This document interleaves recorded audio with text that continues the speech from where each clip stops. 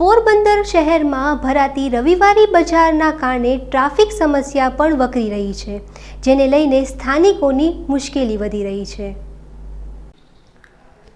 પોરબંદરના વાડી પ્લોટ વિસ્તારમાં ભરાતી રવિવારી બજાર એક તરફ કોઈ પ્રકારની પરવાનગી કે મંજૂરી વિના જ ભરાઈ રહી છે। આજે પાલિકા તંત્રની ટીમ દ્વારા અહીંથી ફેરિયાઓને હટાવવાની કામગીરી કરવામાં આવી હતી।